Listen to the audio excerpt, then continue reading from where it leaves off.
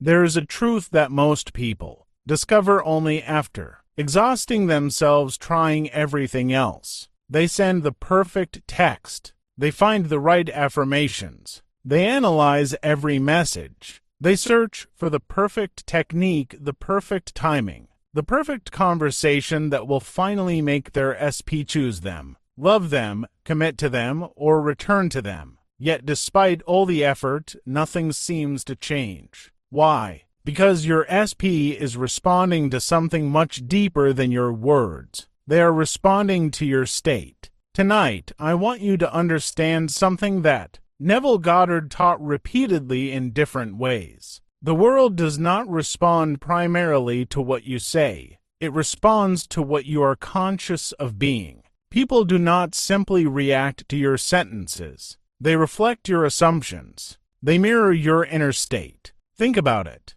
Have you ever noticed how two people can say the exact same words, yet receive completely different reactions? One person says, "I love you," from a place of certainty, wholeness, and confidence. Another person says, "I love you," from fear, anxiety, and a desperate need for reassurance. The words are identical. The state is different, and the results are often completely different, because underneath every word is an energetic position. Underneath every action is a state of consciousness. Underneath every text message is an assumption. Your SP feels that assumption more than they feel the message itself. This is why so many people become trapped in cycles of chasing. They believe their problem is communication, but communication is rarely the problem. The state behind the communication is the problem. When you text from fear, the fear is communicated.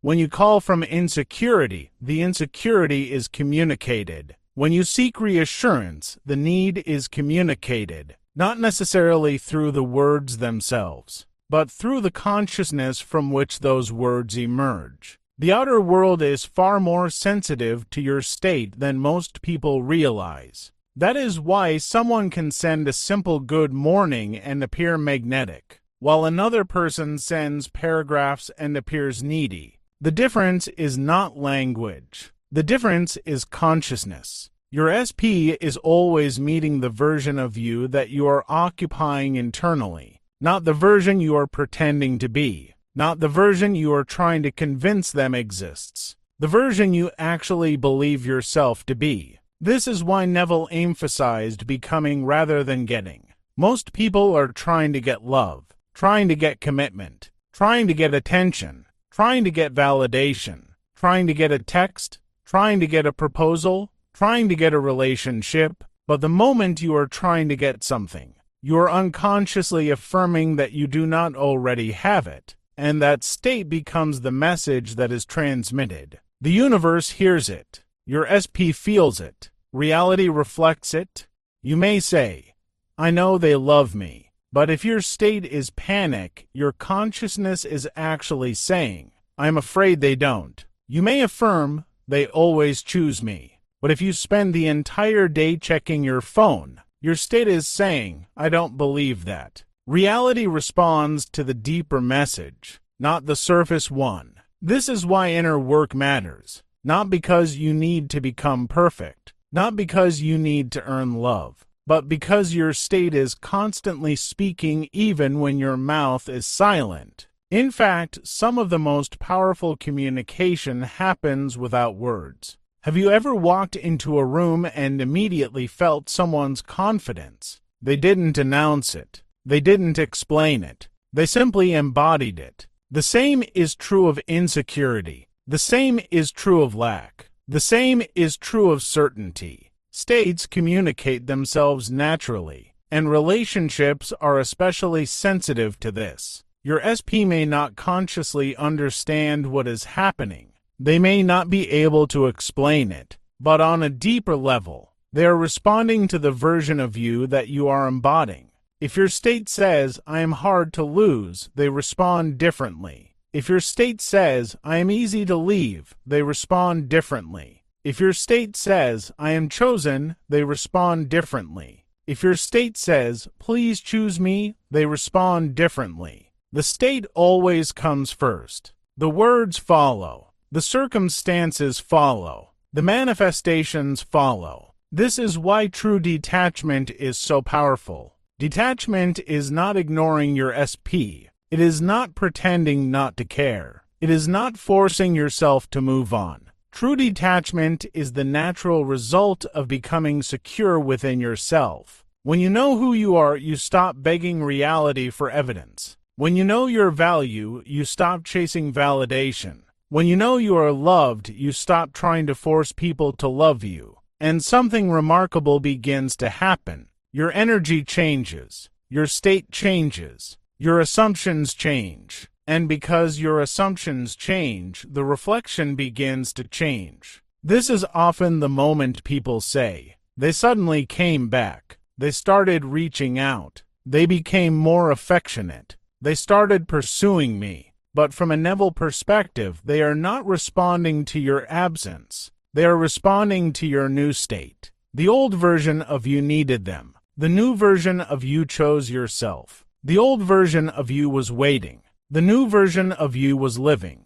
The old version of you was chasing. The new version of you had become. And that shift is felt. Not because your SP is reading your thoughts every second, but because reality itself is organized around consciousness. Everyone is responding to the state you occupy. This is why your greatest work is never changing them. It is changing the version of yourself that is experiencing them. Instead of asking, why aren't they texting me? Ask, what state am I occupying right now? Instead of asking, when will they choose me? Ask, have I chosen myself? Instead of asking, what should I say? Ask, who am I being? Because who you are being is always more powerful than what you are saying. Your SP feels your state more than your words. They feel the confidence behind the message. They feel the fear behind the message. They feel the certainty behind the silence.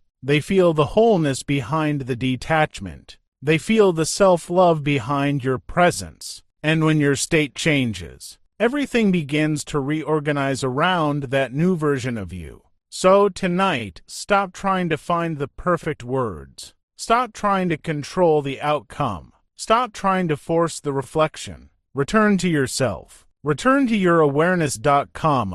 Return to the version of you that already feels chosen, valued, loved, respected, and secure. Because that version of you is not waiting for love.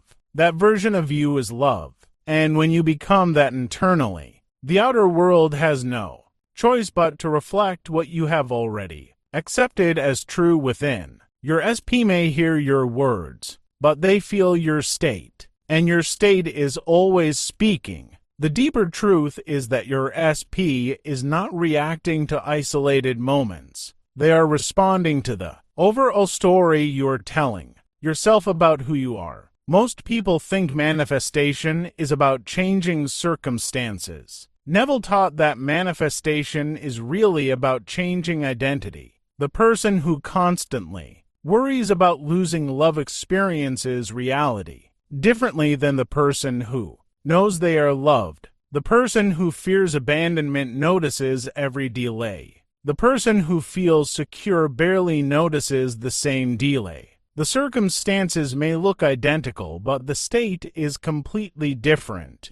And because the state is different, the reality eventually becomes different as well. This is why forcing actions rarely works. You can force yourself not to text. You can force yourself to ignore them. You can force yourself to act detached. But if internally you are still waiting, still worrying, still counting days, still wondering what they are doing, your state has not changed, and reality responds to the state, not the performance. Neville often spoke about wearing a new state as you would wear a new garment. Think about that for a moment. A garment is not something you struggle to hold onto every second. You simply wear it. You become comfortable in it. You move naturally in it. The same is true of a state of consciousness. If you truly assume that you are loved, you stop checking whether you are loved. If you truly assume that you are chosen, You stop searching for proof that you are chosen.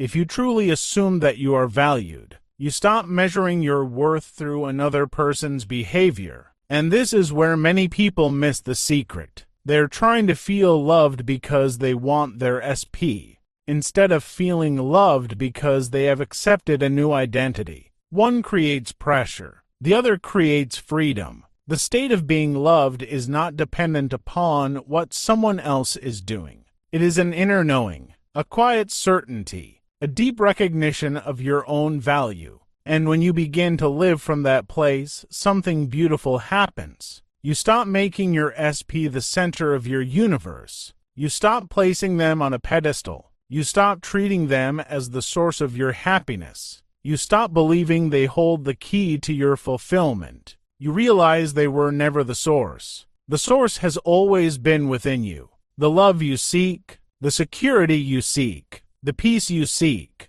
the validation you seek, the acceptance you seek. All of it begins within consciousness. This is why so many manifestations occur when people finally let go of the struggle. Not because letting go is a trick, not because the universe rewards indifference, but because they finally stop occupying the state of lack. They finally stop affirming separation. They finally stop looking outward for what can only be established inwardly. And in that moment, their entire energy shifts. The desperate version disappears. The anxious version softens. The fearful version fades. A new version emerges. A version that trusts. A version that knows. A version that no longer needs constant evidence. That state is powerful because it is the state of fulfillment. And fulfillment is magnetic, not because it attracts through force, but because it removes resistance. It removes the inner argument. It removes the constant questioning. It removes the feeling that something is missing. Remember this. Your SP does not experience the words you rehearse in your mind all day. They experience the state behind those words. They experience whether you see yourself as worthy. They experience whether you see yourself as chosen. They experience whether you believe in your own value. The world is always reflecting your relationship with yourself. That is why self-concept is not a side topic. It is the foundation. Every relationship is filtered through the lens of self-concept. If you secretly believe love leaves, you will notice signs that support that belief. If you secretly believe you are difficult to love, you will interpret events through that belief. If you secretly believe people always choose someone else over you, reality will seem to confirm it again and again, not because these beliefs are true, but because consciousness is projecting them outward. The mirror cannot show anything other than what stands before it, and the outer world is a mirror. Your SP is a mirror. Relationships are mirrors. Life itself is a mirror. Change the reflection by changing what stands before the mirror. Change the state. Become the version of yourself that no longer fears loss because they know their worth. Become the version that no longer chases because they know they are valuable. Become the version that no longer seeks permission to feel loved because they have already accepted love within. Then watch what happens, not from obsession, not from waiting, not from monitoring every movement, but from quiet confidence. Because the greatest manifestation is not when your SP changes. The greatest manifestation is when you change. When you become so grounded in your own value that the old version of you becomes unrecognizable. When you become so secure within yourself that you stop needing external confirmation. When you become so aligned with love that you naturally embody it. And that is the paradox. The moment you stop trying to force love, you become the person who naturally receives it. The moment you stop chasing validation, you become the person who naturally inspires it.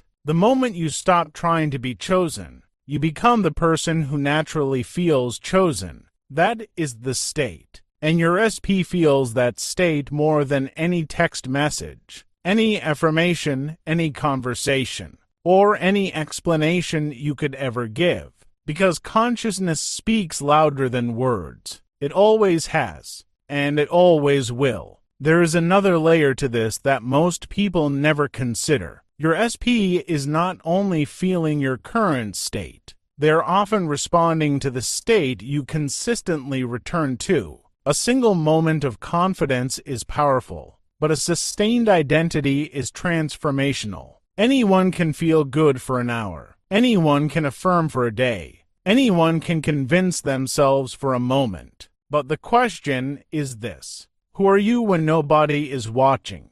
Who are you when there is no text notification? Who are you when there is no evidence? Who are you when reality appears unchanged? That is the state that matters. Because manifestation is not about temporary emotions. It is about occupying a new identity long enough that it becomes natural. Most people are trying to feel better. Neville was teaching people to become different. There is a difference. Feeling better is temporary. Becoming different is permanent. The person who feels loved for 5 minutes still returns to doubt. The person who becomes loved in consciousness no longer returns to the old story. And that is where true power begins. Because your SP can only mirror the version of you that is dominant, not the version you visit occasionally, the version you live as. Imagine standing before a mirror. You would never yell at the reflection to change. You would never beg the reflection to smile. You would never spend hours analyzing why the reflection looks the way it does.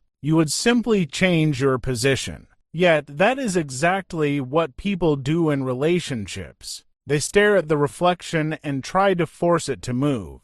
They try to manipulate circumstances, control outcomes, predict timelines, interpret signs.